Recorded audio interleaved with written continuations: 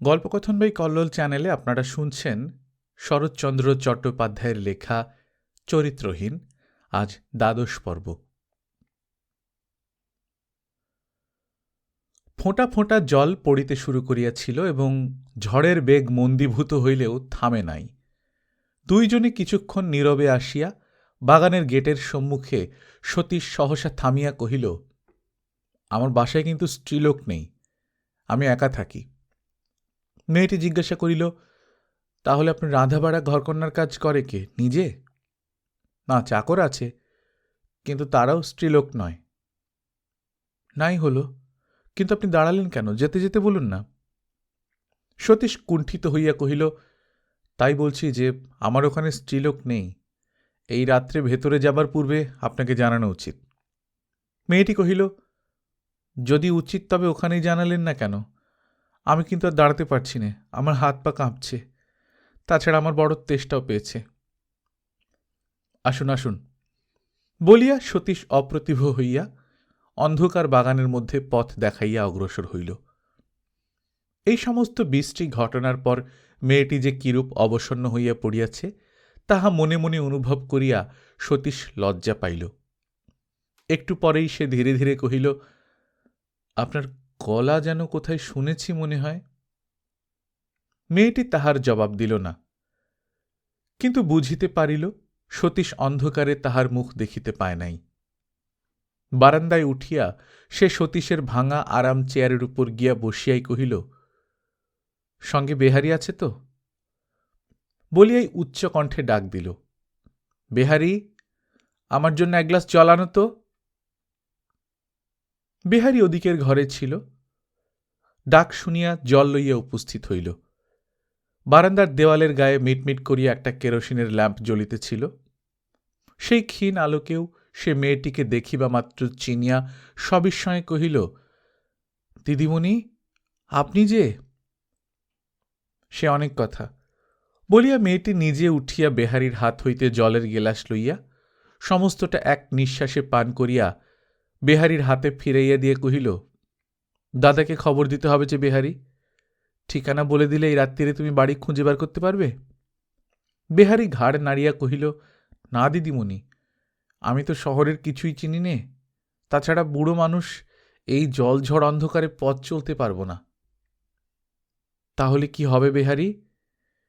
ঘোড়াটা যদি গিয়ে আস্তাবলে ঢুকে থাকে দাদা ভেবে সারা হয়ে যাবেন।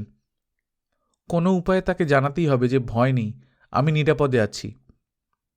বিহারী চিন্তা করিয়া কহিল, আমাদের বামুন ঠাকুর এই দেশের লোক, পথঘাট সব চেনে, জ্যোতিষ সাহেবের বাসা বলে দিলে নিশ্চয়ই যেতে পারবে।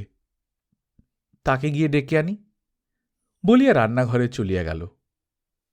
সতীশ চিনিল মেয়েটিকে, কহিল, দাদাকে একখানা চিঠি লিখে দিন। মেয়েটি কহিল, সে তো দিতেই হবে। সতীশ কহিল, অমনি লিখে দেবেন, বোনকে মেম সাহেব করে তুলবার ফলটা আজ কি হয়েছিল। সাহেব মানুষ, শুনলে হয়তো খুশিই হবেন। খোঁটা খাইয়া সরোজিনী ক্রুদ্ধ হইল। তাহার আজিকার আচরণ দৈব বিড়ম্বনায় অত্যন্ত বিশ্রী হইয়া পড়িয়াছিল সত্য, এবং সেজন্য তাহার নিজেরও অনুশোচনা কম হয় নাই। কিন্তু আর একজন তাই বলিয়া বারংবার মেম সাহেবের সহিত তুলনা করিয়া বিদ্রূপ করিলে সহা যায় না। সে তিক্তস্বরে জবাব দিল, দাদাকে আপনি লিখে দিন, তার বোনকে কি বিপদে আজ একাকী রক্ষা করেছেন। তাহার বিরক্তির হেতুটা সতীশ বুঝিল, কিন্তু নিজে এই সকল সাহেবিয়ানা সে একেবারে দেখিতে পারিত না। বলিল, লেখাই উচিত, তবু যদি আপনাদের সমাজের একটু চেতনা হয়।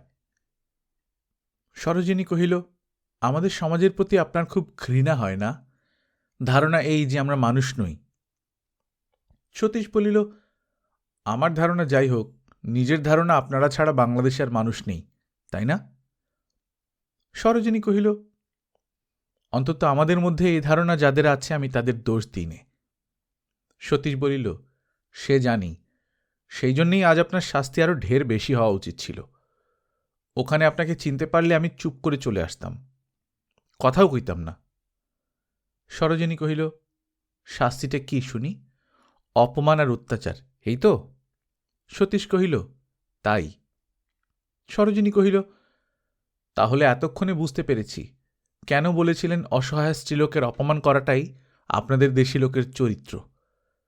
আপনার উচিত ছিল আমার বাকি অপমানটা বাড়িতে এনে নিজেই করা। এখন চেনা লোক বলে বাঁচছে বলি আপনার রাগ। সরোজিনীর কথার ঝাঁঝে সতীশ রাগিয়াও হাসিয়া ফেলিল, কহিল, ঠিক তাই, আপনাকে অপমান করতে না পেরি আমার যত রাগ। আমাদের বাংলা ভাষায় কৃতজ্ঞতা বলে একটা কথা আছে, আপনাদের সাহেব মেমের অভিধানে সে কথাটাও হয়তো লেখা নেই। সরোজিনীর ওষ্ঠাধরে একটা চাপা হাসির ছটা মেঘাবৃত বিদ্যুতের মতো খেলিয়া গেল। তবুও সে ক্রোধের স্বরেই জবাব দিল, কিন্তু কণ্ঠস্বর এত বেশি কৃত্রিম যে তাহা অতি বড় অমনোযোগী শ্রোতার কানেও ঠেকে। সরোজিনী বলিল, না, নেই। এই সাহেব মেমগুলো যেমন অকৃতজ্ঞ তেমনি পাষণ্ড। আপনি দলে না এলে তাদের পরিত্রাণের উপায় নেই। আসবেন তাদের দলে? প্রত্যুত্তরে সতীশও হাসি চাপিয়া কি একটা বলিতে যাইতেছিল, এমনি সময় বেহারি হনুমান পাঁড়েজিকে আনিয়া হাজির করিল। সরোজিনী হাতের ব্যাগটা খুলিয়া গোটা 5 টাকা বাহির করিয়া চেয়ারের হাতার উপর রাখিয়া দিয়া কহিল, এই তোমার বকশিস পাঁড়েজি, যদি এখনই শহরে গিয়ে একটা চিঠি দিয়ে আসতে পারো। বলিয়া সে নাম ধাম যথাশক্তি নির্দেশ করিয়া দিল। পাঁড়েজি তাহার 1 মাসের আয়ের প্রতি লোলুপ দৃষ্টিপাত করিয়া এক মুহূর্তে রাজি হইয়া পত্রের জন্য হাত বাড়াইল। তাহার প্রসারিত করকমলে সরোজিনী টাকা কয়টি অর্পণ করিয়া চিঠি লিখিবার জন্য ঘরের মধ্যে চলিয়া গেল। লিখিবার টেবিল সম্মুখেই ছিল। অনতিকাল পরে সেই পত্র আনিয়া পাঁড়েজির হাতে দিল।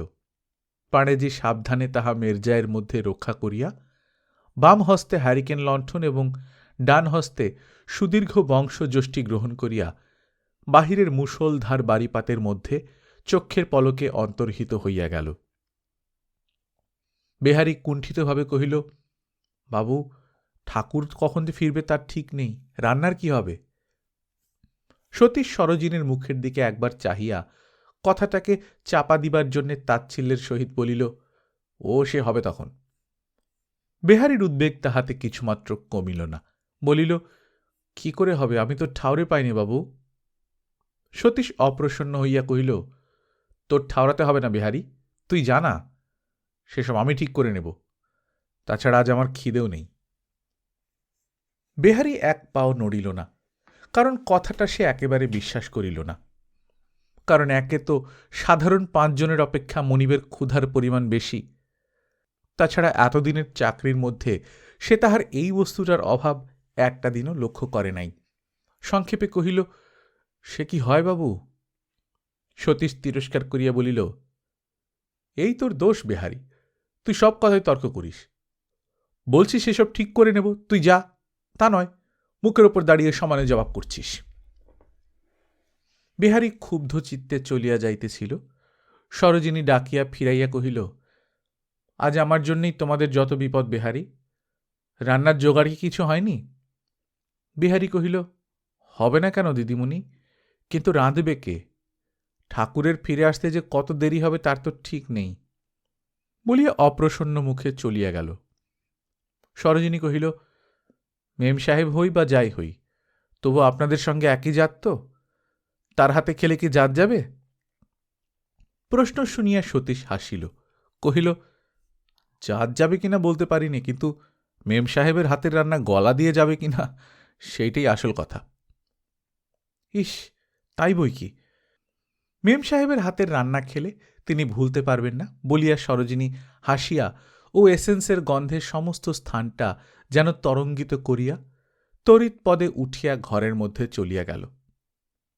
মিনিট 5-6 পর যখন সে বাহির হইয়া আসিল, তখন তাহার পানে চাহিয়া সতীশ ক্ষণকালের জন্য মুগ্ধ হইয়া রহিল।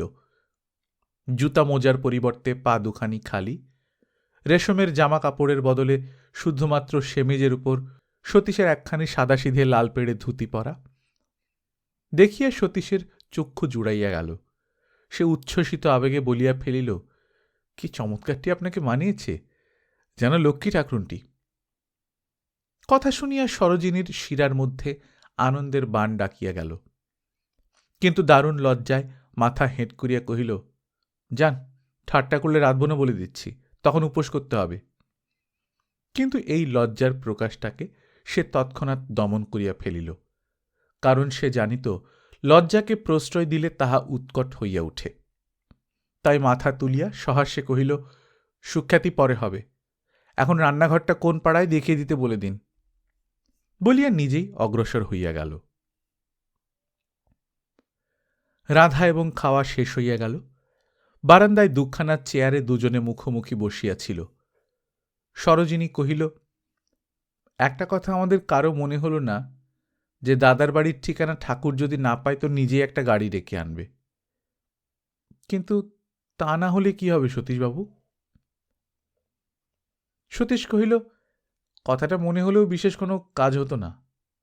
এত রাত্রে এত দূরে কোনো গাড়িওয়ালাই বোধ করি আসতে চাইত না। হয় আপনাকে এইখানেই রাত্রিবাস করতে হবে, না হয় হাঁটতে হবে, এছাড়া তৃতীয় কোনো উপায় নেই। আমি হাঁটতে পারি, কিন্তু আপনি ছাড়া কারো সঙ্গে নয়। তার মানে আমার সঙ্গে গেলেই কি বিপদের সম্ভাবনা নেই? নেই কেন, আছে, কিন্তু তার সব ভার আপনার উপর। জবাবদিহি আপনাকেই করতে হবে, আমাকে নয়। সতীশ কহিল, আমাকে জবাবদিহি করতে হবে কেন? আমার অপরাধ? আর কারো কাছে না করুন, নিজের কাছে তো করতে হবে। বলিয়া হঠাৎ সরোজিনী স্তব্ধ হইয়া থামিয়া গেল। সতীশ আর তাহার প্রতিবাদ করিল না, কিন্তু স্পষ্ট অনুভব করিল দুজনের ক্ষণিক নীরবতার মাঝখান দিয়া লজ্জার একটা দমকা বাতাস বহিয়া গেল। কে আসছে না বলিয়া সরোজিনী চেয়ার ছাড়িয়া উঠিয়া গিয়া কিছুক্ষণ পর্যন্ত বারান্দার রেলিংয়ে ভর দিয়া অন্ধকার বাগানের দিকে চাহিয়া দাঁড়াইয়া রহিল। খানিক পরে সে যখন কেউ না বলিয়া স্বস্থানে ফিরিয়া আসিল এবং কাপড় চোপড় আরেকবার বেশ করিয়া সামলাইয়া লইয়া উপবেশন করিল, তখন সতীশ কোনো কথাই কহিতে পারিল না। অতঃপর উভয়ে চুপ করিয়া বসিয়া রহিল। তখন বাহিরের ঝড় থামিলেও বৃষ্টি থামে নাই। মাথার উপরে অন্ধকার আকাশ এবং চারিদিকে মহুয়ার বনের মধ্যে সে অন্ধকার 10 গুণ গভীর হইয়াছিল। তাহারই একান্তে স্বল্পালোকিত বারান্দার উপর এই দুটি তরুণ বয়স্ক নরনারী মুখোমুখি বসিয়াও কথার অভাবে যখন নীরব হইয়া রহিল, তখন আর একটি অন্ধ দেবতা অলক্ষ্যে থাকিয়া নিশ্চয়ই মুখ টিপিয়া হাসিতে লাগিলেন, এবং সেই চাপা হাসির দীপ্তি কালো মেঘের আড়ালে রহিয়া রহিয়া খেলা করিতে লাগিল। বাহিরের প্রকৃতি তাহার আকাশ বাতাস আলো অন্ধকারের লীলায় মানুষের মনোভাব ও হৃদয়বৃত্তিকে যে কেমন করিয়া টানিয়া লইতে পারে, সতীশ কিছুকাল পূর্বে একদিন রাত্রে তাহার পরিচয় পাইয়াছিল। সেদিন বেহারীর মুখে বিপিনের সহিত সাবিত্রীর গৃহত্যাগের সংবাদ পাইয়া তাহার সমস্ত ভবিষ্যৎ দুঃখের সাগরে ডুবিয়া গিয়াছে মনে করিয়া সে যখন দিকবিদিক জ্ঞানশূন্য হইয়া একাকী ছুটিয়া গিয়া কেল্লার জনহীন নীরব প্রান্তরের মধ্যে শুইয়া পড়িয়াছিল, তখন এমনি কালো আকাশ তাহার শীতল হাতখানি দিয়া সতীশের সমস্ত জ্বালা মুছিয়া দিয়া সেই সাবিত্রীকে ক্ষমা করিতে শিখাইয়া দিয়াছিল। আবার আজিকার এই উদ্দাম চঞ্চল বহিঃপ্রকৃতি তাহার সমস্ত সজীবতার স্পর্শ দিয়া সতীশের নিরাশাপীড়িত চিত্তকে আজ আবার আর এক পথে দুর্নিবার বেগে ঠেলিতে লাগিল। সরোজিনী হঠাৎ প্রশ্ন করিল, আপনার এই বনবাসের অর্থটা কি? সতীশ কহিল, অর্থ একটা কিছু নিশ্চয়ই আছে। তা তো আছে, কিন্তু কাউকে না বলে পালিয়ে এলেন কেন? কিন্তু পালিয়ে এসেছে এই খবরটা কে দিলে? সরোজিনী একটু হাসিয়া কহিল, এই খবর আমি নিজেই আবিষ্কার করেছি। আপনি যেদিন সকালে চলে এলেন, আমি নিজেই আপনাদের বাসায় গিয়েছিলাম সেদিন। সতীশ বিস্মিত হইয়া বলিল, বুঝেছি, উপিন্দা বোধ করি আমাকে খুঁজতে গিয়েছিলেন আর আপনি তার সঙ্গে ছিলেন। তিনি যে যাবেন সে আমি জানতাম, কিন্তু আমি নেই দেখে তিনি কি বললেন? সরোজিনী কহিল, নিশ্চয়ই কিছু বলেছিলেন, কিন্তু আমি শুনিনি, কারণ তিনি নিজে সেখানে যাননি। আমাকে দিয়ে একখানা চিঠি পাঠিয়েছিলেন। সতীশ জিজ্ঞাসা করিল, তারপরে? আমি গিয়ে শুনলাম আপনি সকালের গাড়িতে চলে গেছেন। কি মনে হলো, বামুন ঠাকুরকে বলে দরজা খুলিয়ে সমস্ত বাসাটা ঘুরে ঘুরে দেখলুম। বাইরের বারান্দা একখানা শাড়ি শুকাচ্ছিল। জিজ্ঞেস করে শুনলুম এ কাপড় মাইজির। তার অসুখ, আপনি তাকে নিয়ে পশ্চিমে চলে গেছেন। আচ্ছা, তিনি কে? কই, এ বাসায় তো তাকে দেখছি নে। সতীশ পাংশু মুখে কিছুক্ষণ স্থির থাকিয়া কহিল, বামন ঠাকুর বললে আমি তাকে নিয়ে পশ্চিমে গিয়েছি? রাস্কেল, মিথ্যাবাদী! উপিনদা তাই বিশ্বাস করলেন? সতীশের মুখের চেহারা এবং কণ্ঠস্বর শুনিয়া সরোজিনী আশ্চর্য হইয়া গেল। কহিল, উপিনবাবু তো ছিলেন না, আর বিশ্বাস করলেই বা দোষ কি? এ মাইজি আপনার কে সতীশবাবু? সতীশ রুক্ষ হইয়া বলিল, আমার আবার কি, কেউ না, আমাদের সাবেক বাসার দাসী। শয়তান বদমাইশ মেয়ে মানুষ, বুড়ো বয়সে ব্যারামে মরছে, তাই এসেছিল কিছু ভিক্ষে চাইতে। আমি তাকে নিয়ে পশ্চিমে গেছি? হারামজাদা ব্যাটা আমার মুখের সামনে এই কথা বললে তার... সরোজিনীর বিস্ময়ের অবধি রহিল না। খানিকক্ষণ চুপ করিয়া চাহিয়া মৃদুকণ্ঠে কহিল, দাসী? কিন্তু তাতে আপনি এত উত্তেজিত হচ্ছেন কেন? সতীশ কহিল, অন্যায় অপবাদ দিলে কে উত্তেজিত না হয় বলুন? তিনি সে রাত্রে অজ্ঞান হয়ে পড়েছিলেন? সতীশ ঠিক তেমনি উত্তপ্ত স্বরে কহিল, হ্যাঁ পড়েছিল, কিন্তু তাতেই বা কি? তার অজ্ঞান হওয়াটা কি আমার অপরাধ? আর আপনি বা তার সম্বন্ধে এত সসম্মানে কথা কইছেন কেন? বাড়ির দাসী চাকরকে কি আপনারা আপনি আজ্ঞে করে কথা বলেন? সরোজিনী ইহার উত্তর দিল না, চুপ করিয়া বসিয়া রহিল। এতক্ষণ পর্যন্ত তাহার হৃদয়ের মধ্যে যে আনন্দের চাঁদ উঠিয়াছিল, কোথা হইতে কালো মেঘ হাসিয়া তাহাকে ঢাকিয়া দিল। একবার তাহার মনের মধ্যে এই প্রশ্ন জাগিল, কেন সে রাত্রে উপেন্দ্র তাহার বাসায় সস্ত্রীক উপস্থিত হইয়া তৎক্ষণাৎ চলিয়া গিয়াছিল? কিন্তু প্রশ্ন করিল না। মনে মনে সে এক প্রকার বুঝিয়াছিল, ইহাতে এমন একটা কিছু আছে যাহা উপেন্দ্র নিজেও প্রকাশ করিতে পারে নাই এবং সতীশও পারিবে না। কিন্তু এই ক্ষুব্ধ নীরবতা উভয়কেই পীড়িত করিতে লাগিল। আর চুপ করিয়া থাকিতে না পারিয়া সরোজিনী ধীরে ধীরে জিজ্ঞাসা করিল, আচ্ছা, একটা কথা আপনাকে জিজ্ঞাসা করতে পারি? সতীশ ঈষৎ অভিমানের সুরে কহিল, কি কথা? আপনি এতদিন আমাদের এত কাছে থেকেও কখনো দেখা দেননি কেন? সতীশের তরফে এই প্রশ্নের জবাব ছিল না। কহিল, নানা কারণে সময় পায়নি। কারণটা কি, লেখাপড়া? না, লেখাপড়া আমার নামমাত্র, তাতে আমাকে কোনোদিন কোথাও যেতে বাধা দেয় না। তবে? সতীশ একটুখানি হাসিবার চেষ্টা করিয়া কহিল, দেখুন, সত্যি কথাটা আপনাকে বলতে পারি। আপনাদের কথা কখনো যে আমার মনে হয়নি তা নয়। কিন্তু কি জানেন, আমাদের যেরকম সমাজ, যেরকম শিক্ষা, তাতে আপনাদের মধ্যে যেতে কেমন একটা বাধো বাধো ঠেকে। বোধহয় এই জন্যই যেতে পারিনি। সরোজিনী কহিল, বোধ হয়, কিন্তু কিরকম আপনাদের সমাজের শিক্ষা একটু শুনতে পাই কি? উপিনবাবুদের সমাজের সঙ্গে বোধ করি তার বিশেষ কোনো মিল নেই, কারণ তার মেলামেশা করতে বাধে না। সতীশের বাসায় সেই অজ্ঞাত স্ত্রীলোকটির প্রসঙ্গ উত্থিত হওয়া পর্যন্তই তাহার অন্তরে একটা জ্বালা ধরিয়াছিল। এই এলোমেলো কৈফিয়তে সেই ঈর্ষার দাহ আরও একমাত্রা বাড়িয়া গেল। সতীশকে সে লুকাইয়া না ভালোবাসিলে ইহার সমস্ত লুকোচুরিটা হয়তো তাহার কাছে লুকানোই থাকিত, কিন্তু প্রণয়ের অন্তর্দৃষ্টিকে অত সহজে প্রতারিত করা গেল না। ব্যাপারটা ঠিক না জানিয়াও তাহার হৃদয় কেমন করিয়া যেন আসল কথাটা বুঝিয়া লইল। সতীশ ব্যথিত বিস্ময়ের সহিত সরোজিনীর প্রতি চাহিল। তাহার কণ্ঠস্বরে কলহের চাপা সুরটা সতীশের কানের মধ্যে তীক্ষ্ণভাবে বাজিয়া সাবিত্রীকে স্মরণ করাইয়া দিল। কিন্তু ইতিমধ্যে সরোজিনীও যে তাহাকে ভালোবাসিয়া ফেলিতে পারে, এমন সম্ভাবনা সতীশের মনের স্বপ্নেও উদয় হইল না। সুতরাং তাহার এই উত্তপ্ত প্রশ্নোত্তরমালার যথার্থ হেতু সে সত্যকার আলোকে দেখিতে পাইল না।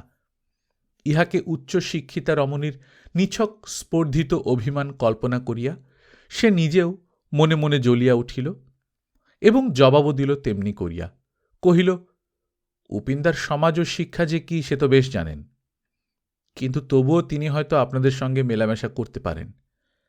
কিন্তু আর কেউ না পারলে তাকে জবাবদিহি করতে হবে, এর কোনো মানে নেই। যাই হোক, আমাকে মাফ করবেন, এইসব আলোচনার আমি কোনো সার্থকতা দেখতে পাইনি।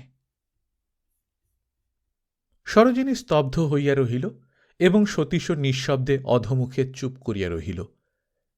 একটা গাড়ি আসিয়া ফটকের সম্মুখে দাঁড়াইল এবং জ্যোতিষবাবু উচ্চ কণ্ঠে সতীশের নাম ধরিয়া ডাকিতে ডাকিতে আলোক ও লোকজন সঙ্গে বাগানে প্রবেশ করিলেন। অসংখ্য ধন্যবাদ, নিমন্ত্রণ, আমন্ত্রণ ইত্যাদি যথারীতি সমাধা করিয়া জ্যোতিষ যখন ভগিনীকে লইয়া প্রস্থানের উদ্যোগ করিলেন, তখন সতীশ সরোজিনীকে প্রশ্ন করিল, একটা খবর আপনাকে আমার জিজ্ঞাসা করা হয়নি। হারানবাবু বলে উপিনদার যে একজন বন্ধু ছিলেন, তার কি হয়েছে বলতে পারেন? জ্যোতিষ আশ্চর্য হইয়া তাহার জবাব দিল, পা, আপনি শোনেননি? তিনি তো মারা গেছেন। সংবাদ শুনিয়া সতীশ ক্ষণকাল চুপ করিয়া দাঁড়াইয়া থাকিয়া কহিল, তার মা, তার স্ত্রী, এরা কোথায় আছে জানেন? সরোজিনী ইহার উত্তর দিল, কহিল, তারা বাড়িতেই আছেন। স্থির হয়েছে দিবাকরবাবু তাদের বাড়িতে থেকে কলেজে পড়বেন, তিনি তাদের ভার নেবেন।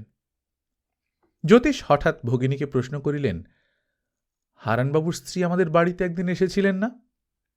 সরোজিনী কহিল, হ্যাঁ, অনেকক্ষণ ছিলেন, অনেক কথাবার্তা কয়েছিলেন। তাহার নিজের কথা কি হইয়াছিল, স্বামীর শোক বৌঠান কিভাবে গ্রহণ করিয়াছেন ইত্যাদি জানিবার জন্য সতীশ সরোজিনীর মুখের প্রতি একটা উৎসুক দৃষ্টি নিক্ষেপ করিল। কারণ তাহার নিজের সম্বন্ধে আলোচনা যে খরতর হইয়াছিল, ইহাতে তাহার সংশয় ছিল না। কিন্তু সেই অস্পষ্ট আলোকে হয় সরোজিনী তাহার মুখের ইঙ্গিত বুঝিল না, না হয় বুঝিয়াও সতীশের কৌতূহল নিবৃত্তি করার প্রয়োজন বোধ করিল না। সে দাদাকে অগ্রসর হইবার জন্য একটু ঠেলা দিয়া মৃদুকণ্ঠে কহিল, আর দেরি করো না দাদা, চলো। হ্যাঁ বোন, চল বলিয়া সতীশকে নমস্কার করিয়া বলিলেন, আর একবার অসংখ্য ধন্যবাদ সতীশবাবু। কাল পরশু একদিন যেন গরিবের ওখানে পদধূলি পড়ে। সতীশ প্রতি নমস্কার করিয়া যাহা কহিল তাহা বোঝা গেল না। সরোজিনী ফিরিয়া দাঁড়াইয়া সতীশকে একটি ক্ষুদ্র নমস্কার করিয়া চলিয়া গেল। সেই সিঁড়ির উপর দাঁড়াইয়া এইবার সতীশের চোখ দিয়া জল পড়িতে লাগিল। ঠিক কেন যে পড়িতে লাগিল তাহা সে নিঃসংশয়ে অবধারিত করিতে পারিল না। কিন্তু কেমন যেন একটা অনির্দিষ্ট অনুভূতি তাহাকে বারংবার জানাইতে লাগিল, তাহার সাবিত্রী, তাহার বৌঠান, তাহার উপিন্দা সকলেই একই কালে তাহাকে চিরদিনের তরে বিসর্জন দিয়াছে। এই নির্জন কুটির ছাড়িয়া তাহার যাইবার স্থান নাই। মাস 2 পূর্বে হারানের মৃত্যুর সময় দিবাকর মাত্র 2-4 দিনের জন্য কলিকাতায় বাস করিয়াই ফিরিয়া যাইতে বাধ্য হইয়াছিল। এবার কিরণময়ীর তত্ত্বাবধানে থাকিয়া কলিকাতার কলেজে বিয়ে পড়িবে স্থির হওয়ায় তাহার নূতন কেনা স্টিলের তরঙ্গ ভরিয়া কেতাবপত্র এবং কাপড় চোপড় লইয়া দিবাকর হারানবাবুর পাথুরে ঘাটার বাড়িতে একদিন সন্ধ্যার সময় আসিয়া উপস্থিত হইল। কিরণময়ী তাহাকে অল্পবয়স্ক ছোট ভাইটির মতো সস্নেহে গ্রহণ করিল। মাতুলাশ্রমে সুরবালা ভিন্ন দিবাকরকে যত্ন করিবার কেহ ছিল না। আবার সে যত্নের মধ্যেও মহেশ্বরীর খরদৃষ্টি, শনির দৃষ্টির মতো অনেক রস অনেক সময় শুকাইয়া শুষ্ক করিয়া দিত। কিন্তু এখানে সে সকল কোনো উৎপাতি ছিল না। অযত্নে পালিত টবের গাছ দৈবাৎ ধরনীর ক্রোড়ে আশ্রয় পাইয়া অপর্যাপ্ত রসের আস্বাদে তাহার বুভুক্ষু শীর্ণ শিকড়গুলা যেভাবে মাটির মধ্যে সহস্র বাহু বিস্তার করিতে থাকে, কিরণময়ীর আশ্রয়েও দিবাকরের ঠিক সেই মতো হইল। মহানগরীর বিস্তীর্ণ ও বিচিত্র আবহাওয়ার মধ্যে পড়িয়া দেখিতে দেখিতে তাহার সংকুচিত আশা ও সংকীর্ণতার ভবিষ্যৎ বিস্ফারিত হইয়া উঠিল। নিজেকে সে বড় করিয়া অনুভব করিল। বিএ ফেল করিয়া বিদ্যাভ্যাসের পুরাতন বন্ধন তাহার ছিন্ন হইয়াছে, অথচ নূতন বন্ধনের এখনো বিলম্ব আছে। এই মধুর অবকাশ কালটায় সে নিরন্তর সর্বত্র ঘুরিয়া ঘুরিয়া জ্ঞান আহরণ করিতে লাগিল। সে থিয়েটার দেখিয়া আসিয়া স্বপ্ন দেখিল, জু দেখিয়া অবাক হইল, মিউজিয়াম দেখিয়া স্তম্ভিত হইল, শিবপুরে সরকারি বাগান দেখিয়া প্রবন্ধ লিখিল, প্রাসাদতুল্য সৌধ শ্রেণীর দিকে হাঁ করিয়া চাহিয়া রহিল। অবশেষে একদিন গাড়ি চাপা পড়িয়া পা মচকাইয়া ঘরে ফিরিয়া আসিল। আঘাত যৎসামান্য। কিরণময়ী তাড়াতাড়ি চুন হলুদ গরম করিয়া প্রলেপ দিতে দিতে মুখ টিপিয়া হাসিয়া বলিল, কি চাপা পড়লে ছোট ঠাকুরপো? ঘোড়ার গাড়ি না গরুর গাড়ি? দিবাকর মুখ রাঙা করিয়া বলিল, ঘোড়ার গাড়ি। তবু রক্ষে, নইলে এই খোঁড়া পানি আবার জরিমানা দিতে থানায় যেতে হতো। দিবাকর লজ্জিত মুখে কহিল, কিছুই লাগেনি, এ কাল সকালেই সেরে যাবে। কিরণময়ী কহিল, তা যাবে, কিন্তু বেশি দূরে আর যেও না, শুনেছি নাকি একদল ছেলে ধরা কলকাতায় এসেছে। এমনি করিয়া দিন কাটিতেছিল। অঘোরময়ী নানা তীর্থে ঘুরিয়া একদিন বাড়ি ফিরিয়া আসিলেন। ইতিপূর্বে যে দু একদিন তিনি দিবাকরকে দেখিয়াছিলেন, তখন পুত্র শোকে হৃদয়মন এমনই মুহ্যমান ছিল যে ইহার মুখখানা চোখেই পড়ে নাই। আজ এই শ্মশ্রুগুম্ফহীন নধরকান্তি চারুদর্শন ছেলেটির পানে চাহিবা মাত্রই তাহার মায়ের প্রাণ স্নেহে বিগলিত হইয়া গেল। বলিলেন, দিবু, আমি সম্পর্কে তোর মাসিমা হই, আমাকে মাসিমা বলে ডাকিস বাবা। ইহারও মা বাপ বাঁচিয়া নাই শুনিয়া তাহার দুই চক্ষু ছলছল করিয়া উঠিল এবং বড় বড় দুফোঁটা চোখের জল অঞ্চল প্রান্তে মুছিয়া ফেলিলেন। বলিলেন, ভগবান আমার হারানকে কেড়ে নিয়েও যদি হতভাগিনীকে বাঁচিয়ে রাখেন, তবে যে কটা দিন বাঁচি তুই বাবা আমাকে ছেড়ে কোথাও যাস নে। বলিয়া হাত দিয়া তাহার মস্তক স্পর্শ করিয়া নিজের অঙ্গুলি প্রান্ত চুম্বন করিলেন। তাহার কথা শুনিয়া এবং চোখের জল দেখিয়া দিবাকর নিজের চোখের জল লুকাইয়া সম্মুখ হইতে সরিয়া গেল। ইহার অল্প কয়েকদিনের মধ্যেই তাহার দিবাকরের প্রতি অপত্য স্নেহ জাদুকরের মায়াতরুর মতো শাখায় পল্লবে বাড়িয়া উঠিল। আসল কথা এই যে এই পুত্রহীনা জননী কিছুকাল প্রবাস যাপনের পর বাটি ফিরিয়া পুত্রের অভাবটা সমস্ত হৃদয় দিয়া পূর্ণ করিয়া লইতে চাহিলেন। এই বাটিতেই মাস কয়েক পূর্বে যখন তাহার নিজের ছেলে মরিয়াছিল, তখন সেই সর্বগ্রাসী নিষ্ঠুর শোকই তাহার মাতৃত্বের খোরাক যোগাইয়া কোনো মতে তাহাকে খাড়া করিয়া রাখিয়াছিল। এখন সেই শোক অপেক্ষাকৃত শান্ত হওয়ায় তাহার ক্ষুধাতুর মাতৃহৃদয় সন্তানের অভাবে একেবারে ভাঙিয়া পড়িতেছিল। সন্তান পরিত্যক্ত সেই শূন্য সিংহাসনে দিবাকরকে তিনি অত্যন্ত সমারোহে অভিষিক্ত করিয়া লইলেন। একদিকে তিনি এবং অপরদিকে কিরণময়ী, এই দুজনের মাঝখানে পড়িয়া এ বাটিতে দিবাকরের যত্ন আদরের আর অবধি রহিল না।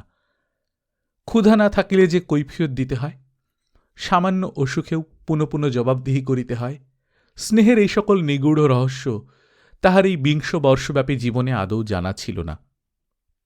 জীবনের এই আকস্মিক পরিবর্তনের প্রথম কয়েকটা দিন তাহার বাধো বাধো ঠেকিয়াছিল।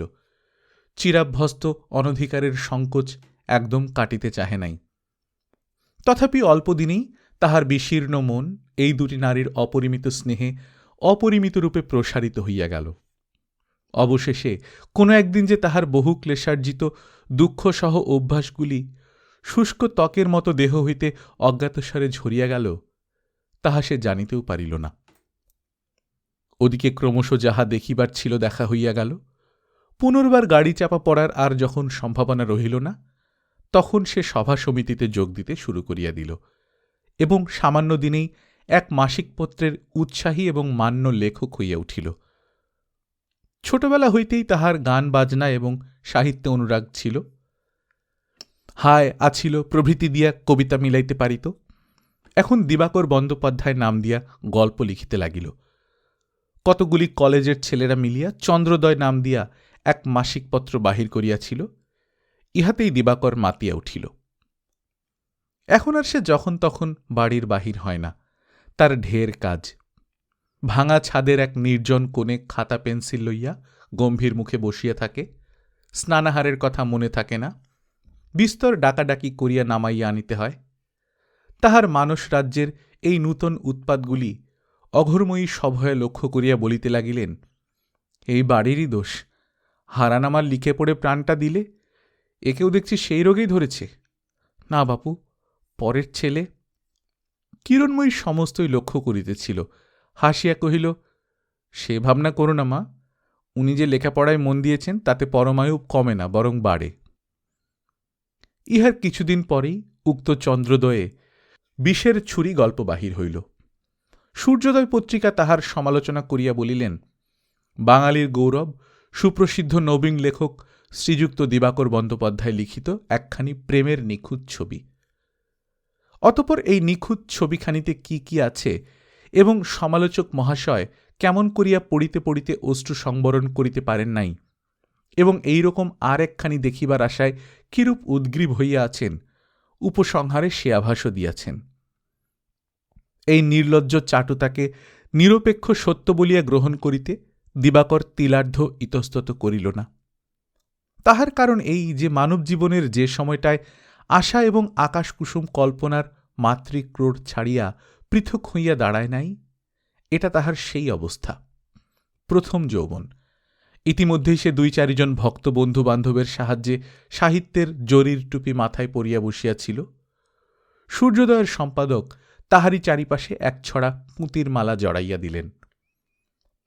এইরূপ সাহিত্যের অপরূপ কিরিট মাথায় পরিয়া দিবাকর একদিন গর্বোজ্জ্বল মুখে রান্নাঘরে আসিয়া উপস্থিত হইল। হাতে তাহার সেই সূর্যোদয় কাগজখানা। কহিল, বৌদি, বড় ব্যস্ত নাকি? কিরণময়ী রাঁধিতেছিলেন। বলিল, না, আর বড় ব্যস্ত নই ভাই, প্রায় শেষ হল। তোমার হাতেও কাগজখানা কি ছোট্ঠাকুরপো? ও এখানা? এটা একটা মাসিক পত্র, সূর্যোদয়, নতুন বেরোচ্ছে। কিন্তু যাই বলো বৌদি, লিখছে বেশ। কিরণময়ী সূর্যোদয়ের অস্তিত্ব অবগত ছিল না। আগ্রহ সহকারে বলিল, সত্যি? তাহলে একবার দেখব। এখনই দেখবে? না, এখন নয়, আমার বিছানায় রেখে দাওগে, দুপুরবেলা দেখব। দুপুরবেলা কাজকর্ম খাওয়া দাওয়া শেষ হইলে কিরণময়ী সূর্যোদয় খুলিয়া বসিল। এদিকে ওদিকে চাহিতে চাহিতে ঠিক জায়গাতেই চোখ পড়িয়া গেল। দিবাকর পাশের ঘরেই ছিল। উঠিয়া গিয়া তাহাকে কহিল, কই ঠাকুরপো, বিষের ছুরি কই? সমালোচনা দেখালে, এবার আসল জিনিস বার করো। দিবাকর সলজ্জ বিনয়ের সহিত কহিতে লাগিল, ও সেই গল্পটা?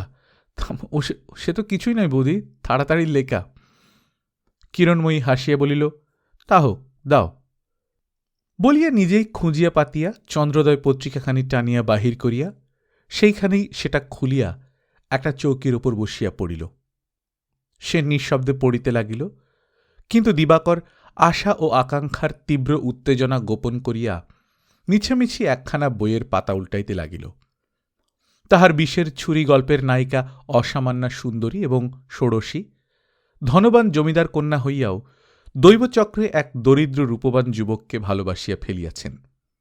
জমিদার ঘটনা অবগত হইয়া নায়ক বিজয়েন্দ্র কুমারকে দেশছাড়া করিয়াছে, কিন্তু নগেন্দ্র নন্দিনী কিছুই জানে না। বসন্ত সন্ধ্যায় মালতী কুঞ্জে বসিয়া আপন মনে মালা গাঁথিতেছে, ওদিকে রূপে মুগ্ধ পূর্ণচন্দ্র গাছের আড়ালে উঁকিঝুঁকি মারিতেছে, কিন্তু আকাশে উঠিতে সাহস করিতেছে না। প্রভাত কল্পনা করিয়া মধ্যে মধ্যে কোকিল কুহু কুহু করিয়া উঠিতেছে। উপরে লুব্ধ ভ্রমর গুনগুন করিয়া নিদ্রালসা মালতীর ঘুম ভাঙাইতেছে। এমন সময় ধীরে ধীরে কে আসে? ওই বিজয়েন্দ্র না? হ্যাঁ, সেই বটে, কিন্তু এ কি বেশ! গেরুয়া বস্ত্র, কপালে বিভূতি, কণ্ঠে রুদ্রাক্ষ যে! নগেন্দ্র নন্দিনীর হাত হইতে মালতীর মালা পড়িয়া গেল। বিজয়েন্দ্র নিকটে আসিয়া গদগদ কণ্ঠে কহিল, বিদায়, চলিলাম। নগেন্দ্র নন্দিনীর মস্তকে যেন সহসা বজ্রপাত হইল। বক্ষে লক্ষ লক্ষ বৃশ্চিক দংশন করিয়া উঠিল। মনে হইল হৃৎপিণ্ড যেন শতধা বিদীর্ণ হইতেছে। তাহার চোখে চাঁদের আলো মসীবর্ণ হইয়া গেল। কর্ণবিবরে কুহুধ্বনি প্যাচক চিৎকারে পরিণত হইল। যুবতী আর দাঁড়াইতে পারিল না, ভূতলে মূর্ছিত হইয়া পড়িয়া গেল। এই পর্যন্ত পড়িয়া কিরণময়ী সহসা মুখ তুলিয়া উঠিল। ছোট ঠাকুরপো নিশ্চয় কাউকে ভালোবাসো না? দিবাকর আশ্চর্য হইয়া কহিল, আমি? হ্যাঁ গো, তুমি। নিশ্চয় তুমি লুকিয়ে কাউকে ভালোবাসো? এই আকস্মিক অপবাদের প্রবল লজ্জায় দিবাকর হতবুদ্ধি হইয়া গেল। মুহূর্তকাল পরে কুণ্ঠিত ও ব্যস্ত হইয়া প্রতিবাদ করিয়া উঠিল, আমি? ছি রাম, কখনো না, কিছুতেই না। না, ঠাকুরপোকে কোনোদিন বৃশ্চিক দংশন করেনি? না, কোনোদিন না। কিরণময়ী কহিল, আশ্চর্য, কাউকে কোনোদিন দংশন করতেও দেখনি? না, তাও দেখিনি। কিরণময়ী অধিকতর আশ্চর্য হইয়া বলিল, হৃদয়ে যে তোমার কোনোদিন শতধা বিদীর্ণ হয়েছে তাও মনে হচ্ছে না। কোনোদিন ভালোবাসনি? একটা ছোট্ট বৃষ্টিকেও কখনো চোখে দেখনি? বজ্রাঘাতের ব্যথাও যে কেমন তাও জানো না, তবে বিরহ যে এমন ভয়ানক টের পেলে কি করে? কিরণময়ী যে তাহাকে কোন দিকে ঠেলিতেছিল দিবাকর ক্রমশ তাহা বুঝিতেছিল। মুখ রাঙা করিয়া বলিল, তা বুঝি জানা যায় না? কিরণময়ী বলিল, কেমন করে যায় তা তো আমি জানি নে, কিন্তু শুনে কিংবা পরের বই থেকে চুরি করে লেখা যায় সে কথা ঠিক। দিবাকর উত্তেজিত হইয়া উঠিল, বলিল, আমি কি চুরি করেছি বলতে চাও? কিরণময়ী সহাস্যে কহিল, তাই চাই। চুরি করেছ তো নিশ্চয়ই, তাছাড়া চুরি যে করেছ তাও টের পাওনি, এমনই অন্ধ তুমি। রাগ করো না ঠাকুরপো, কিন্তু এক বৃশ্চিকার বজ্রাঘাত ছাড়া হাতে তোমার আর কোনো সম্বল নেই। এইটুকু মাত্র পুঁজি নিয়ে এই সমুদ্র পাড়ি জমাবে? নোভেল লেখা এত ছোট জিনিস নয়। তবে যদি লাফ মেরে সমুদ্র ডিঙোতে চাও, তাতেও দেবতার আশীর্বাদ চাই, অমনি হয় না। বলিয়া হাসিতে লাগিল। এই অপ্রত্যাশিত রূঢ় বাক্যে দিবাকর স্তম্ভিত হইয়া গেল। এতদিন পর্যন্ত যাহার কাছে শুধু ভালো কথা আর অম্ল মধুর পরিহাস লাভ করিয়াই আসিয়াছে, তাহারই কাছে এই তাচ্ছিল্য ও শুষ্ক ব্যঙ্গের প্রত্যুত্তরে সে যে কি উত্তর দিবে তাহা ভাবিয়া পাইল না। খানিক্ষণ চুপ করিয়া থাকিয়া আস্তে কহিল, তবে এত লোক যে লিখছে, তাদের সবাই কি ভালোবেসেছে না বিচ্ছেদের জ্বালা সয়েছে? কবে জ্বালা সইতে পাবো সেই আশায় বসে থাকতে গেলে তো দেখছি সাহিত্য চর্চাই ছেড়ে দিতে হয়। তাহার উত্তাপ দেখিয়া কিরণময়ী হাসি মুখে কহিল, একে সাহিত্য চর্চা বলে? একে বলে অনধিকার চর্চা। বলিতে বলিতেই তাহার মুখের হাসি অকস্মাৎ অত্যন্ত কঠিন হইয়া গেল, এবং তাহার নিজের কথাগুলাই যেন ডুব মারিয়া বুকের অন্তঃস্থল আলোড়িত করিয়া রক্তে ভিজিয়া ভারী এবং রাঙা হইয়া উঠিয়া আসিল। মলিন মুখে কহিল, আমার কথা আজ তুমি বুঝবে না ঠাকুরপো, আর আশীর্বাদ করি যেন কোনোদিন বুঝতেও না হয়। কিন্তু আমি তো তোমার বয়সে বড়। এই কথাটা আমার শোনো ঠাকুরপো, যা নিজে বোঝো না তা পরকে বোঝাবার মিথ্যা চেষ্টা করো না। যাকে চেনো না তার যা তা পরিচয় পরের কাছে দিও না। দিবাকর কথা কহিল না। কিরণময়ী ক্ষণকাল মৌন থাকিয়া ভারী গলা পরিষ্কার করিয়া লইয়া কহিল, এই রাগ অভিমানের কথা নয় ঠাকুরপো, এ দৈবের কথা, অতি বড় দুর্ভাগ্যের কথা। এই সংসারে যে দু চারজন হতভাগ্যের এই নিগূঢ় রহস্যের পরিচয় দেবার সত্যকার অধিকার জন্মায়, এ গুরুভার তাদেরই হাতে ছেড়ে দিয়ে যদি অন্য কাজে মন দাও, তাতে কাজও হয়তো হয়, অকাজও কমে। অনর্থক ছাতের কোণে মুখ ভারী করে বসে কল্পনা করে লাভ হবে না, এ আমি তোমাকে নিশ্চয়ই বলছি। গিলটি দিয়ে তোমার মতো আনাড়িকেই ভোলাতে পারবে, কিন্তু যে লোক পুড়ে পুড়ে সোনার রং চিনেছে, এ দুঃখের কারবারে যার ভরাডুবি হয়ে গেছে, তাকে ফাঁকি দেবে কি করে ছোট ঠাকুরপো? দিবাকর নরম হইয়া কহিল, তবে কি কল্পনা কিছুই নয়? কিরণময়ী কহিল, কিছুই নয় এই কথা বলতে পারিনি, কিন্তু নিছক কল্পনা করতেও যদি বা পারে, প্রাণ দিতে পারে না, বইতে পারে, পথ দেখাতে পারে না। সেই পথ দেখাবার আলোর সন্ধান তুমি যতদিন না পাচ্ছ, ততদিন তোমার বৃশ্চিক শুধু তোমাকেই দংশন করবে, আর কারো গায়ে হুল ফোটাতে পারবে না। তাহার শেষ কথাটাই দিবাকর মনে মনে জ্বলিয়া উঠিল, এবং মুখ ভার করিয়া বসিয়া রহিল দেখিয়া কিরণময়ী পুনরায় মৃদু হাসিয়া বলিল, কিন্তু আমি ভাবছি ছোট ঠাকুরপো, তোমার এই সূর্যোদয় মহাশয়ের অশ্রু সংবরণ না করতে পারার হেতুটা কি? নগেন্দ্র নন্দিনী শেষকালে বিষ খেয়ে মল না তো? ক্রুদ্ধ দিবাকর জবাব দিল না। কিরণময়ী গল্পের শেষ দিক পানে ক্ষণকাল চোখ বুলাইয়া লইয়া বলিয়া উঠিল, এই যে, বলিয়া উচ্চ কণ্ঠে পড়িতে লাগিল, কিন্তু শ্মশানে ওই কাহার সব নিত হইতেছে, কিছের পশ্চাতে ওই অসংখ্য লোক বক্ষে করাঘাত করিতে করিতে অগ্রসর হইতেছে, কাহার শোকে নৃপতিতুল্য দোর্দণ্ড প্রতাপ জমিদার উন্মত্তবৎ হইয়াছেন। ওহো, এ কি করুণ হৃদয় বিদারক দৃশ্য! বিজয়েন্দ্র ধীরে ধীরে সেই দিকে অগ্রসর হইতে লাগিল। কিরণময়ী আর পড়িতে পারিল না। হাসিয়া বইখানা দিবাকরের গায়ের উপর ছুঁড়িয়া ফেলিয়া দিয়া কহিল, বেলা গেল, যাই তোমার খাবার তৈরি করি গে, বলিয়া হাসিতে হাসিতে চলিয়া গেল। দিন ৫-৬ পরে একদিন দুপুরবেলায় দিবাকর কিরণময়ীর ঘরে ঢুকিয়া বিশেষ একটু আশ্চর্য হইয়া দেখিল, সে অত্যন্ত নিবিষ্ট চিত্তে মেঝেয় বসিয়া একখানা হাতের লেখা মূল সংস্কৃত রামায়ণ অধ্যয়ন করিতেছে। কিরণময়ী সাধারণ গৃহস্থ ঘরের মেয়েদের চেয়ে যে বেশি লেখাপড়া করিয়াছে এবং বাংলা ইংরেজি দুইই একটু ভালো করিয়া জানে, দিবাকর তাহা জানিত।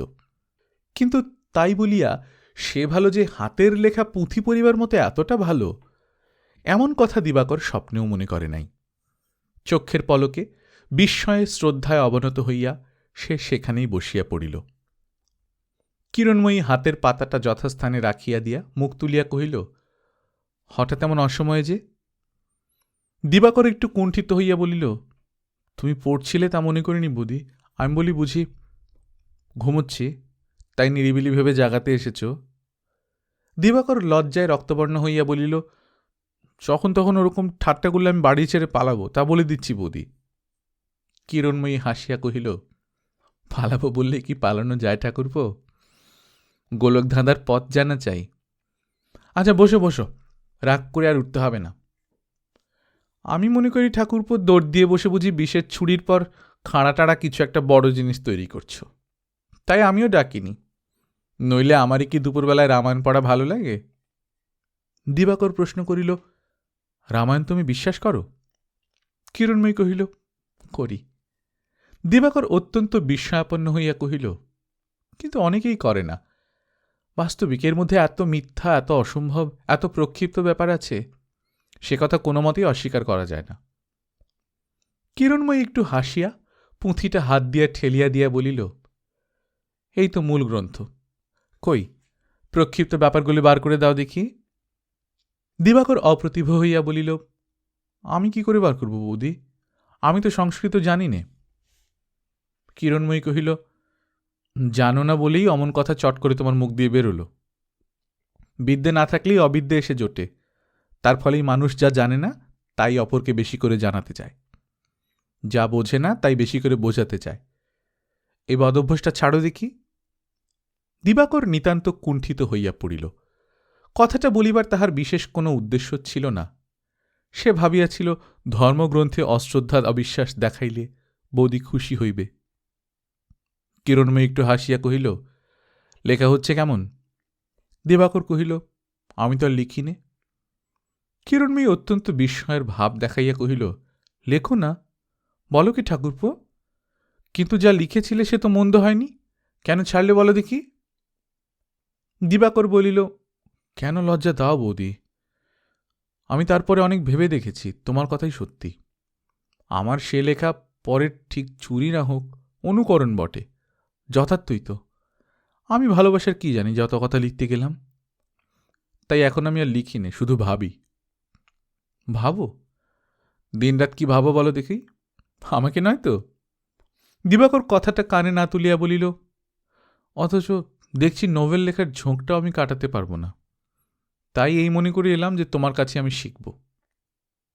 কিরণময়ী কহিল, আমার কাছে আবার কি শিখবে ঠাকুরপো, ভালোবাসা?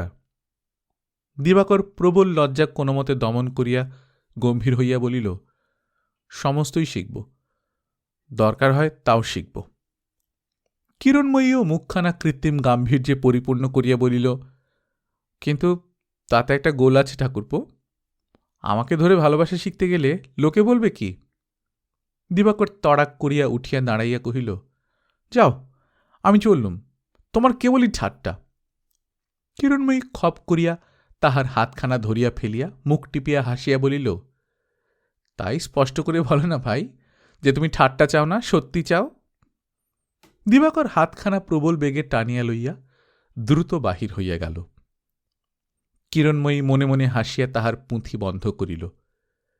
তারপর যথাস্থানে রাখিয়া দিয়া খানিক পরে দিবাকরের ঘরে আসিয়া প্রবেশ করিল। দিবাকর মুখ ভারী করিয়া জানালার বাহিরে চাহিয়া চুপ করিয়া বসিয়াছিল। কিরণময়ী কহিল, রাগ করে পালিয়ে এলে কেন বলত?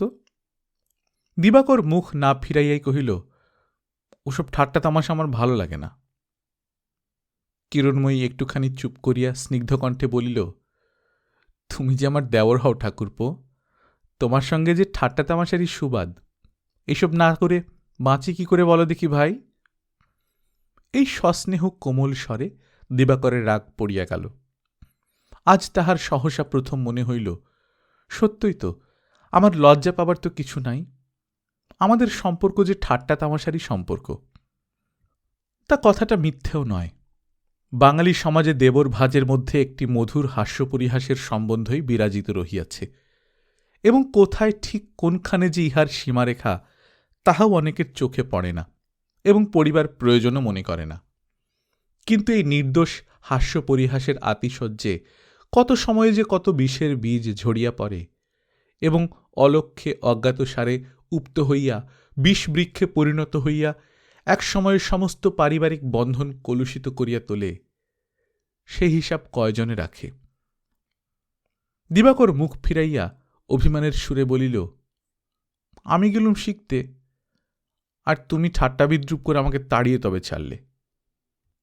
কিরণময়ী বিছানার একপাশে বসিয়া কহিল, কি শিখতে গিয়েছিলে? দিবাকর বলিল, ওই যে বললুম গল্প লেখার ঝোঁক আমি কিছুতেই কাটাতে পারব না, তাই মনে করেছি তুমি শিখিয়ে দেবে, বলে দেবে, আমি লিখে যাব। কিরণময়ী সহাস্যে কহিল, সে তো আমারই লেখা হবে ঠাকুরপো। হয় হোক, কিন্তু আমার শেখা হবে। শুধু জানলে তো হয় না, ব্যক্ত করবার ক্ষমতাও তো থাকা চাই। তা তো চাই, কিন্তু ব্যক্ত করবে কি শুনি? সেই তো তুমি বলে দেবে বৌদি। কিরণময়ী পুনরায় হাসিয়া কহিল, তবে অন্য লোক ধরোগে ঠাকুরপো, এ কাজ আমার নয়। জলের মাছ যদি বুঝতে চায় মরুভূমিতে মানুষ কি করে তৃষ্ণায় মরে, তাহলে অন্য লোকের প্রয়োজন, আমার বিদ্যা বুদ্ধিতে কুলোবে না। দিবাকর একটুখানি চুপ করিয়া থাকিয়া বলিল, বৌদি, মরুভূমির তৃষ্ণা আমার জানা নেই সত্যি, কিন্তু আমি জলচর নই। তোমাদের মতো ডাঙার উপরেই যখন আমারও বাস, তখন পিপাসার ধারণাটাও আছে। একবার বলেই দেখো না, বুঝতে পারি কিনা। কিরণময়ী কথা কহিল না, শুধু হাসি মুখে চাহিয়া রহিল। দিবাকরও মিনিটখানেক স্থির থাকিয়া বলিল, এই যে এতক্ষণ রামায়ণ পড়ছিলে বৌদি, আমি তার কথাই বলি। সীতার যে রূপের আগুনে রাবণ সপরিবারে ধ্বংস হয়ে গেল, নারীর এই রূপ জিনিসটা কি? আর একা রাবণই নয়, এমন অনেক রাবণের ইতিহাসই তো আছে। কবিরা বলেন রূপের পিপাসা। তুমিও সেই রকম উপমাই দিলে। তুমি মনে করো না বৌদি আমি তোমার সঙ্গে তর্ক করছি। আমি জানি তোমার পায়ের কাছে বসে আমি অনেক কাল শিখতে পারি। আমি শুধু বলতে চাই, একে পিপাসা বলা হয় কেন? জল দেখলেই কিছু মানুষের পিপাসা পেয়ে ওঠে না, তবে রূপ দেখলেই বা তার পিপাসা পাবে কেন? কিরণময়ী মুখ তুলিয়া হঠাৎ হাসিয়া ফেলিয়া বলিল, পায় না কি ঠাকুরপো? এই হাসি ও প্রশ্নের যথার্থ তাৎপর্য ধরিতে না পারিয়া দিবাকর মুহূর্তকালের জন্যে হতবুদ্ধি হইয়া গেল, কিন্তু পরক্ষণেই আপনাকে সামলাইয়া জোর দিয়া বলিয়া উঠিল, নিশ্চয়ই পায়। তাহার সংকুচিত ও কুণ্ঠিত সাহস অনুক্ষণ রহস্যালাপের ভিতর দিয়া ইতিমধ্যে যে কতখানি মাথাচাড়া দিয়া উঠিয়াছিল তাহা সে নিজেও জানিত না। বলিল, না পেলে সংসারে বড় বড় কবিরা শকুন্তলাও লিখিতেন না, রোমিও জুলিয়েটও লিখতেন না। তাই তো জানতে চাই বৌদি, নারীর এই রূপ জিনিসটা আসলে কি? আর ভালোবাসাই বা তার সঙ্গে এমন ঘনিষ্ঠভাবে জড়িয়ে থাকে কেন? কিরণময়ী গম্ভীর হইয়া কহিল, না, তোমার অবস্থা তত খারাপ নয়। দিবাকর দুঃখিত হইয়া বলিল, সব কথা যদি কেবল হেসেই উড়িয়ে দেবে বৌদি, তবে থাক, আমি আর কিছুই জিজ্ঞাসা করব না। তাহার মুখ দেখিয়া কিরণময়ী বিষাদের ভান করিয়া বলিল, আমি মূর্খ মেয়ে মানুষ ঠাকুরপো, এইসব বড় বড় কথার কি জানি বলো তো যে রাগ করছ। দিবাকর আর একদিনের কথা স্মরণ করিল, যেদিন বেদকেও তাচ্ছিলের সহিত উল্লেখ করিতে শুনিয়া সে কানে আঙুল দিয়াছিল। বলিল, আমি জানি বৌদি তুমি ভয়ানক পণ্ডিত, তুমি ইচ্ছে করলে সব বিষয় আমাকে বুঝিয়ে দিতে পারো। কিরণময়ী বলিল, পারি। আচ্ছা, তবে যদি বলি রমণীর রূপ একটা ভ্রম মাত্র, এটা আসলে কিছুই নয়, মরীচিকার মতো মিথ্যা, বিশ্বাস করবে? দিবাকর কহিল, না, তার কারণ মরীচিকাও মিথ্যা নয়, সে যা তাই। আয়নাতে মানুষের ছায়া পড়ে, সেটা ছায়া, মানুষ নয়, এ তো জানা কথা। ছায়াকে মানুষ বলে ধরতে গেলেই ভুল করা হয়, কিন্তু রূপ তো সেরকম জিনিসের ছায়া নয়। সাপকে দড়ি বলে ধরতে যাওয়া ভুল, মরীচিকাকেও জল বলে ছুটে যাওয়া ভুল, কিন্তু রূপের পেছনে মানুষ যে নিছক রূপের তৃষ্ণাতেই ছুটে যায় বৌদি। কিরণময়ী বলিল, ঠাকুরপো, এইমাত্র আরশিতে ছায়া দেখার একটা উপমা দিয়েছিলে। যেদিন বুঝবে রূপটাও মানুষের ছায়া, মানুষ নয়, সেই দিনই শুধু ভালোবাসার সন্ধান পাবে। কিন্তু সে যাক, জিজ্ঞাসা করি রূপের পেছনেই বা মানুষ ছুটে যায় কেন? তা জানি নে। ভ্রমরকে ছেড়েও গোবিন্দলাল রোহিণীর পেছনে ছুটে গিয়েছিল, এটা আমার কাছে অত্যন্ত অদ্ভুত ঠেকে। কিন্তু তার ফল কি দাঁড়াল? ফল যাই দাঁড়াক বৌদি, সে বিচারের ভার মানুষের হাতে নয়। রোহিণীর রূপ ছিল, গুণ ছিল না, কিন্তু রূপের সঙ্গে গুণ থাকলে গোবিন্দলালের কি হতো বলা যায় না। কিরণময়ী চুপ করিয়া রহিল। এই বিয়ে ফেল করা ছেলেটির ওপর মনে মনে তাহার শ্রদ্ধা ছিল না। শুধু ফেল করার জন্যে নয়, পাশ করিলেও সে মনে করিত ইহারা শুধু পড়া মুখস্থ করিয়া পাশ করিতেই পারে, আর কিছু পারে না। কিন্তু প্রয়োজন হইলে ইহাদের শিক্ষিত মন যে তর্ক করিতেও সক্ষম, এই ধারণাই তাহার ছিল না। কহিল, রূপ যে ছায়া নয়, এ কথা অত নিঃসংশয়ে স্থির করে রেখো না। যাই হোক, জিজ্ঞাসা করি ঠাকুরপো, এই সমস্ত কি তুমি নিজেই ভেবেছ, না কারো ভাবা কথা শুনে বলছ? দিবাকর মৃদু হাসিয়া বলিল, না বৌদি, এ আমার নিজেরই কথা। ছেলেবেলা থেকে ভগবান আমাকে অনেক কথাই ভাববার সুবিধা দিয়েছিলেন। কিরণময়ী মুহূর্তকাল মৌন থাকিয়া কহিল, অথচ এত সুবিধাতেও রূপের তত্ত্ব খুঁজে পেলে না। কিন্তু আশ্চর্য এই যে সতীশ ঠাকুরপো একদিন আমাকে ঠিক এই কথাই জিজ্ঞাসা করেছিলেন, আরও একজন করেছিলেন, আর আজ তুমিও করছ। আমি ভাবছি আমার রূপ দেখে কি তোমাদের এই প্রশ্ন মনে আসে? হঠাৎ দিবাকর চমকিয়া উঠিল। লজ্জায় তাহার মাথা কাটা যাইতে লাগিল। সে মুখ নিচু করিয়া বলিল, আমাকে মাপ করো বৌদি, আমি জানতাম না। কিরণময়ী হাসি মুখে বলিল, এক আধবার নয় ভাই, তোমাকে 100 বার মাপ করলুম। বলিয়া ক্ষণকাল নীরব থাকিয়া সে যেন নিজেরই মনের একটা আগন্তুক দ্বিধাকে সবলে ঠেলিয়া ফেলিয়া দিল, এবং অতুল সুন্দর গ্রীবা ঈষৎ উন্নত করিয়া কেমন যেন একটা মৃদু করুণ সুরে বলিতে লাগিল, ঠাকুরপো, আজ যত কথা আমাকে জিজ্ঞাসা করেছ তার সত্য উত্তর যদি দিতে যাই, কথাগুলো আমার দম্ভের মতো শোনাবে, সেটা তোমাকে ভুলতে হবে। নইলে নিজের ভুলে আমাকে ভুল বুঝে সমস্তই গোলমাল করে ফেলবে। আমার কথাটা বুঝতে পারছো ঠাকুরপো? দিবাকর নীরবে ঘাড় নাড়িল। কিরণময়ী এক মুহূর্ত স্থির থাকিয়া বলিতে লাগিল, আমার দেহের এই রূপটা শুধু তোমাদের পুরুষের চোখে নয়, আমার নিজের চোখেও একটা অদ্ভুত জিনিস। তাই এর কথা আমি অনেক ভেবেছি। যা ভেবেছি হয়তো তাই ঠিক, হয়তো না, কিন্তু সে যাই হোক, আমার এই ভাবনা আরেকটি দেওরকে বলতে যখন লজ্জা করিনি, তখন তোমাকে বলতেও পেছুব না। আমার নিজেকে দেখে কি মনে হয় জানো? মনে হয় সন্তান ধারণের জন্য যে সমস্ত লক্ষণ সবচেয়ে উপযোগী, তাই নারীর রূপ। সমস্ত জগতের সাহিত্যে, কাব্যে এই বর্ণনাই তার রূপের বর্ণনা। দিবাকর নিস্তব্ধ হইয়া চাহিয়া রহিল। কিরণময়ী তাহার স্তব্ধ মুখের উপর নবীন যৌবনের একটা সদ্য জাগ্রত ক্ষুধার মূর্তি অকস্মাৎ অনুভব করিয়া সসংকোচে থামিয়া গেল, কিন্তু মুহূর্তের জন্যে। পরক্ষণেই তাহাকে স্পর্ধার সহিত অতিক্রম করিয়া বলিল, বাস্তবিক ঠাকুরপো, এইখানে রূপের যেন একটা কুল পাওয়া যায়। এই জন্যই নারীর বাল্যরূপ যদি বা মানুষকে আকৃষ্ট করে, তাকে মাতাল করে না। আবার যেদিন সে সন্তান ধারণের বয়স পার হয়ে যায়, তখনও ঠিক তাই। ভেবে দেখো ঠাকুরপো, শুধু নারী নয়, পুরুষেরও একই দশা। ততক্ষণই তার রূপ যতক্ষণ সে সৃষ্টি করতে পারে।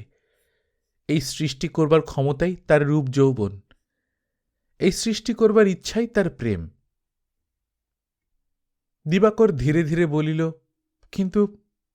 কিরণময়ী বাধা দিয়া বলিয়া উঠিল, না, কিন্তুর কোনো জায়গা এর মধ্যে নেই।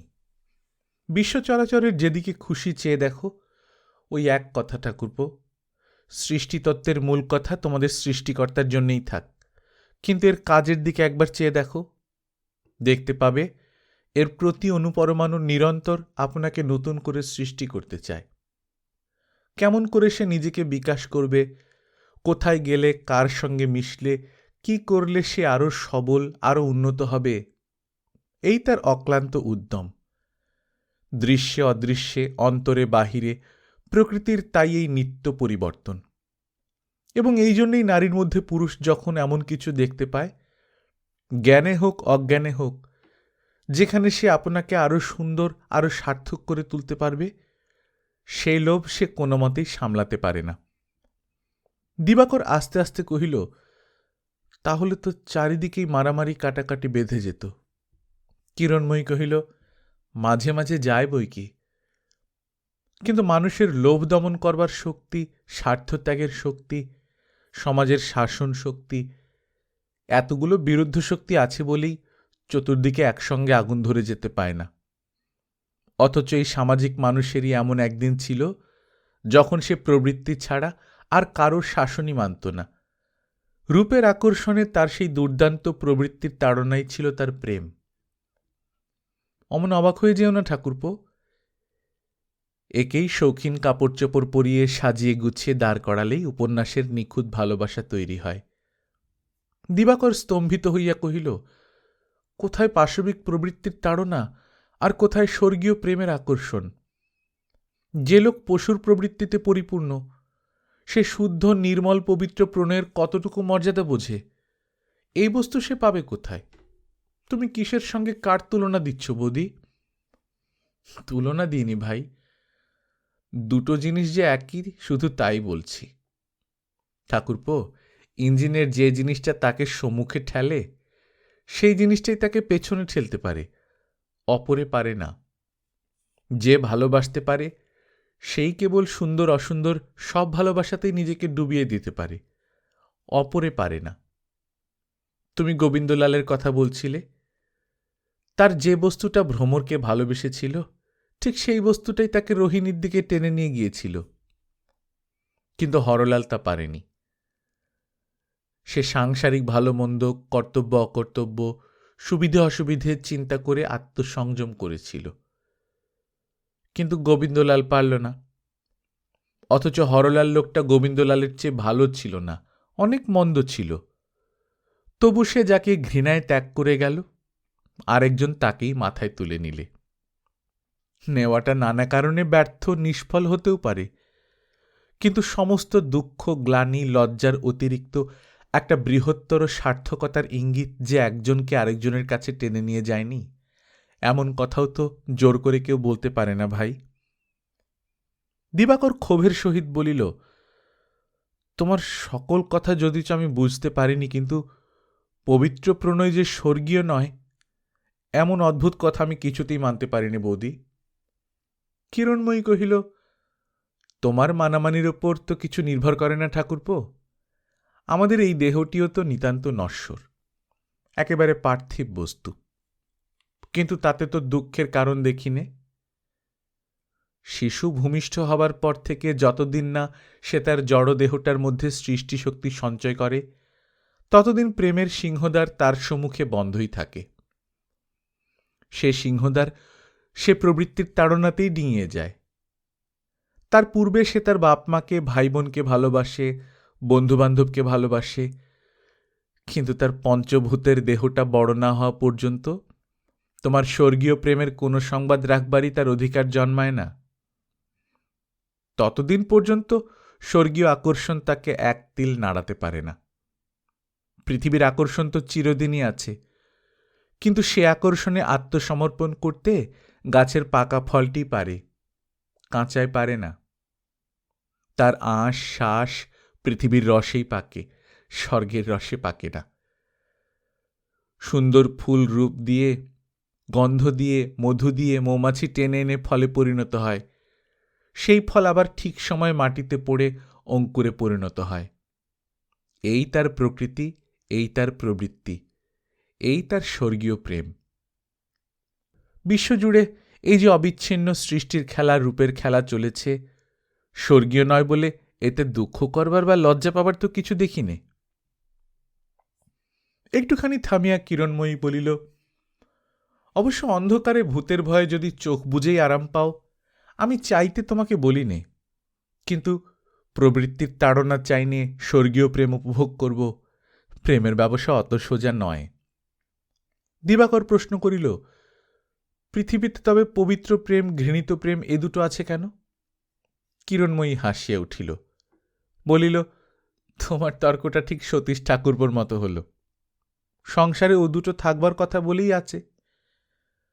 মানুষের প্রবৃত্তি জিনিসটা যুক্তি নয় বলেই আছে। যাকে ঘৃণিত বলছ সে আসলে সুবুদ্ধির অভাব, অর্থাৎ যাকে ভালোবাসা উচিত ছিল না তাকেই ভালোবাসা। অসাবধানে গাছ থেকে পড়ে হাত পা ভাঙার অপরাধ মাধ্যাকর্ষণের উপর চাপানো আর প্রেমকে কুৎসিত ঘৃণিত বলা সমান কথা। ঠাকুরপো, এমনি করেই সংসারে একের অপরাধ অপরের মাথায় চেপে যায়। বলিয়া সহসা কিরণময়ী চুপ করিয়া নিজের অন্তরের মধ্যে কি কথা যেন তলাইয়া দেখিয়া আসিল।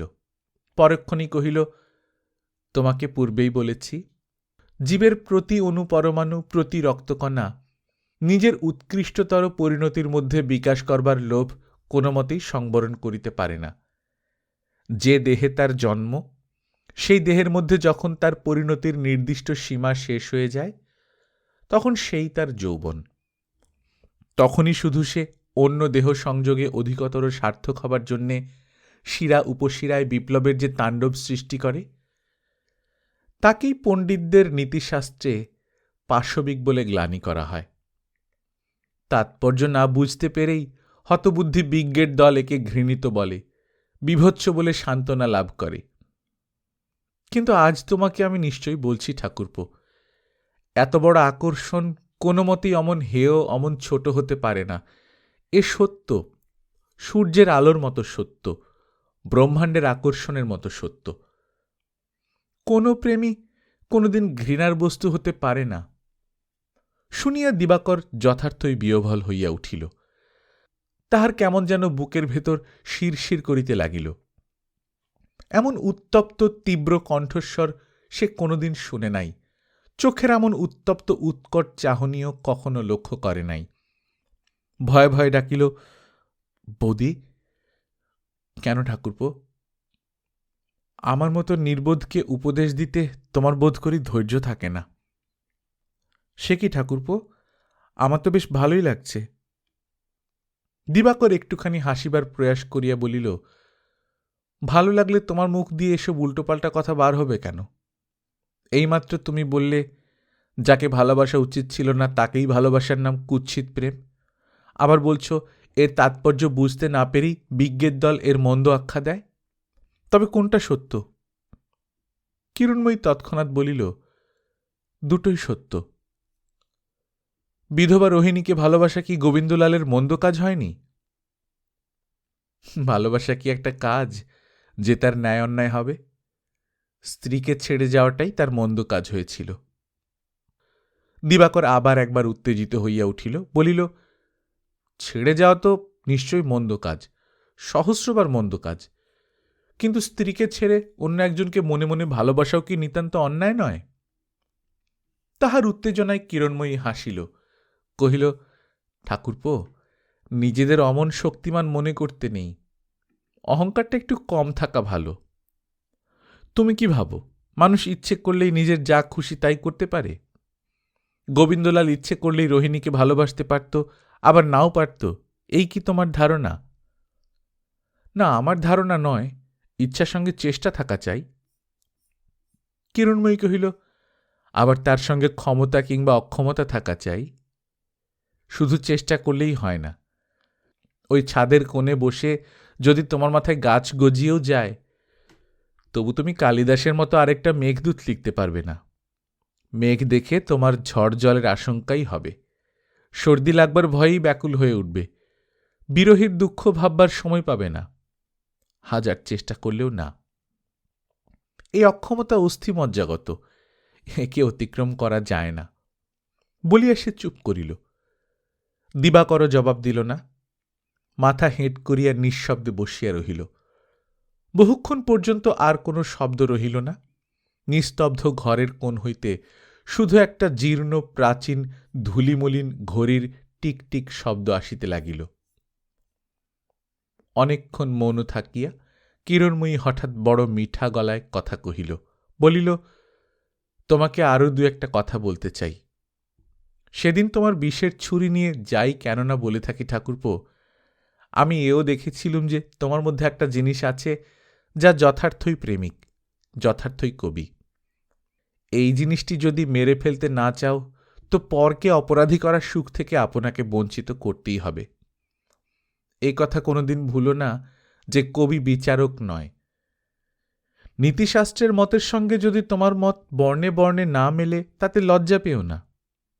আমি জানি মানুষ পরের অক্ষমতা আর অপরাধ এক তুলা দণ্ডেই ওজন করে শাস্তি দেয়, কিন্তু তাদের বাটখারা ধার করে এনে তোমার কাজ চলবে না। তুমি বারংবার গোবিন্দলালের উল্লেখ করেছিলে। সেই গোবিন্দলাল যে কত বড় শক্তির সম্মুখে পরাস্ত হয়ে সর্বস্ব ত্যাগ করে গিয়েছিল।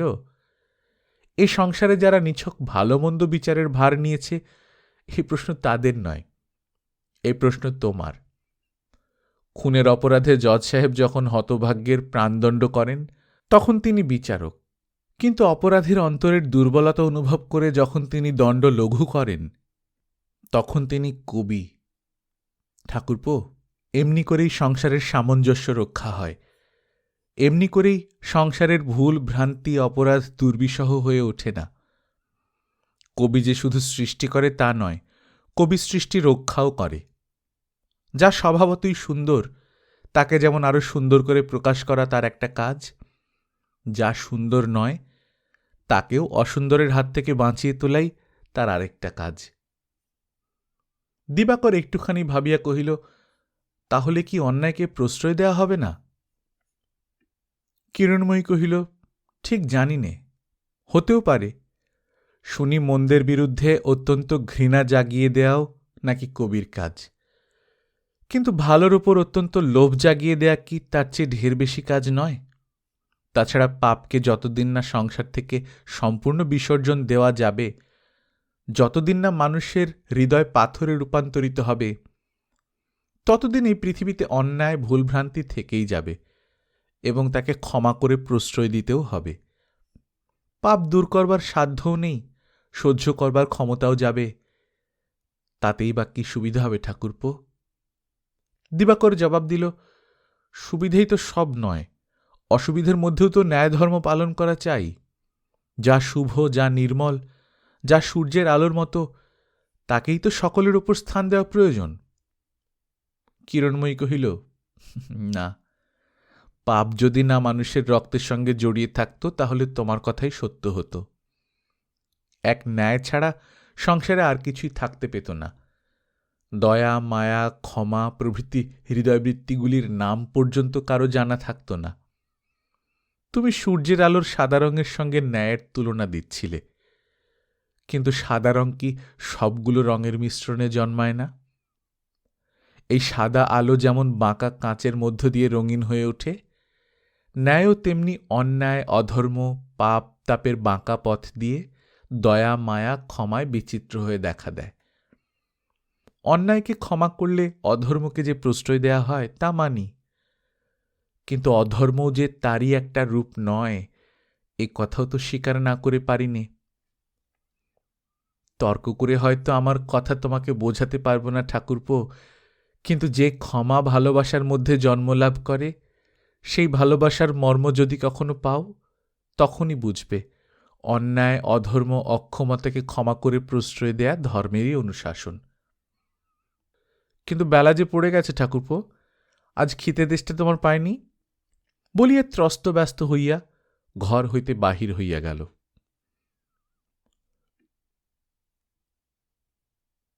গল্পকথন বাই কল্লোল চ্যানেলে আপনারা শুনছেন শরৎচন্দ্র চট্টোপাধ্যায়ের লেখা চরিত্রহীন। আজ দ্বাদশ পর্ব। আমরা নিয়মিত গল্প পাঠ করে শোনাচ্ছি। আপনারা যারা প্রথমবারের মতো শুনছেন, কাইন্ডলি সাবস্ক্রাইব করে নেবেন। গল্প পাঠ ভালো লাগলে বন্ধুদের সঙ্গে শেয়ার করবেন। নিজে ভালো থাকবেন, আশেপাশের লোকজনকে ভালো রাখবেন। টাটা।